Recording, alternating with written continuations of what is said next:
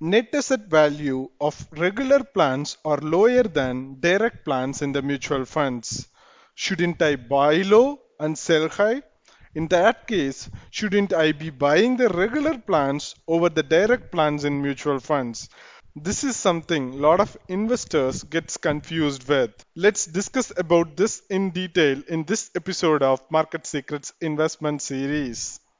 Generally, the NAV, that is NAV, the net asset value of regular plans is lower because it includes distributor commission and it will always be lower than net asset value of the direct plan counterpart.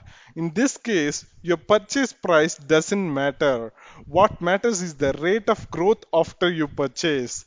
For example, if a NAV of a regular plan is 20 now and the direct plan is 24, imagine it from an investor point of view. When the mutual fund house releases an NFO, it would generally be priced at 10. So the NAV of the fund would generally be 10. And imagine you have invested 10 lakh rupees in this fund during that NFO and you bought 1 lakh units. So in this case, your returns from the regular plans would be 20 lakhs and the returns from the direct plans would be 24 lakhs. So you would have lost this 4 lakh rupees as commission to your distributor.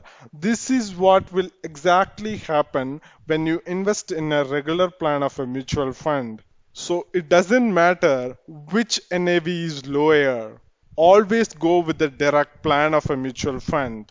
It's as simple as that. Let's see few other most important questions on mutual funds. Number one, I know regular plans are bad, but if I switch, I would have to pay taxes. I don't want to pay taxes unnecessarily. Shall I continue with the regular plans in this case? This is a question a lot of people have. My answer is simple. Taxes are on realized gains. Commission is on the entire corpus. Just like the largest ant is no match for the smallest elephant, your taxes might be low enough, if any, compared to your potential commission losses over the next few years.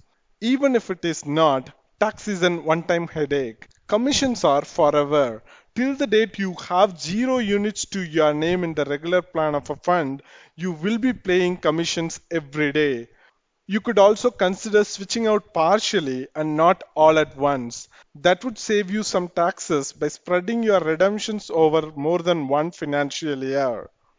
In a scenario like this, it's best to compute the potential values for tax liabilities, project losses in commissions, and make a choice on a case to case basis. Exact same thing is applicable for exit ratios as well. Moving on to the next one, which is relationship with your distributor. If not for my distributor, I wouldn't have started investing in mutual funds. I'm grateful to him or her. I can't just switch to direct plans now. This is something that I hear from investors often. My answer is it's your decision to make.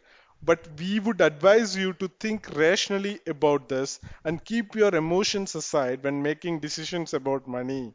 Your distributor may have introduced you to mutual funds, but if he has signed you up on a regular plan, he probably didn't sign you up because he was thinking of your welfare first. At this point, you have the power to make decisions about your own money and switch to the direct plans to save expense costs. You don't even have to find a different fund. If you are not comfortable choosing a fund, you can start investing in direct plans of the same funds offered by your distributor. Even in that case, you would save on a lot of expenses. Would you rather be grateful to your distributor for rest of your investing journey and lose up to 20% of your corpus in a long term, or switch to direct plans and not to lose that money? The choice is yours. The next item, which is advice from the distributor. You might say, my distributor also gives me an advice. I don't know anything about mutual funds, so I'm not sure whether to switch to direct plans. If you really believe in your distributor's advice and you don't know anything about investing, then maybe, just maybe, you can consider following their advice. But regular plans of large cap funds haven't been able to achieve for the average SIP investor what the direct plan of low cost Nifty index fund has generated in the past.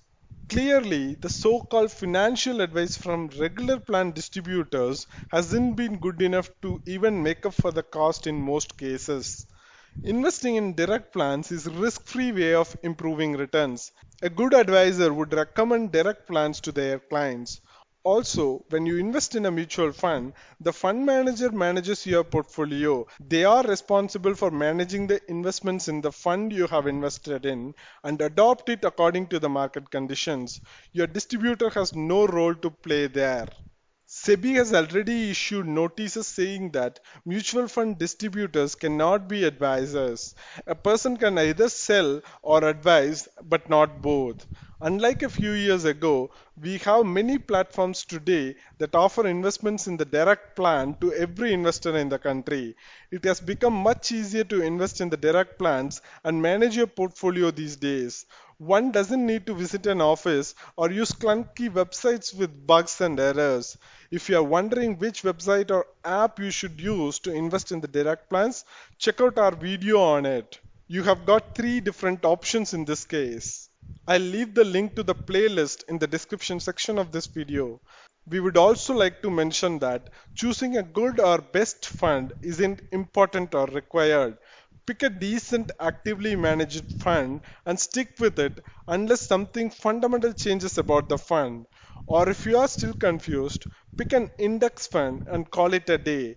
The choice of the fund isn't as important as sticking to the fund and investing in it in the face of market turbulence. So, what is the takeaway? The real takeaway from the last three episodes is simple. Recurring costs can affect your investment corpus in a really bad way over the long term. As an investor, avoiding regular plans is important. But in the same spread, we should also avoid other recurring costs as well, which adds up over the years. Let me mention few of these charges. Number one, brokerage commission for equity delivery. Number two, rebalancing costs in mutual funds. Number three, frequent selling leading to capital gains taxes. Number four, high asset management fees of exotic products with fancy names. And number five, improper tax harvesting. Unlike the commissions from the regular plans of mutual funds, some of these other charges aren't always avoidable. But do keep in mind the adverse effects of these costs whenever you unnecessarily transact in your portfolio in the name of rebalancing or for any other reasons. Also, if you haven't done it yet, take a look at your NSDL or CDSL CAS, which is Consolidated Account Statements, and see if the word direct appears in the name of the funds you are invested in. If not, you are most likely invested in the regular plan of the mutual fund. Ideally, all your funds should be in the direct plan and no fund should be in the regular plan. You might be losing money to rent seekers without receiving anything of value in return. If that's the case, start the process of switching to the direct plan today. That brings us to the end of today's episode. If you still have any queries on regular and direct mutual funds, please do drop it in the comment section of this video. I'll be happy to answer it. Hit the like button if you find this video useful. Also share it with your friends. Subscribe to our YouTube channel and click the bell icon to get notified whenever we upload a new video or conduct a live session. Thanks for watching. Have a great day. Goodbye.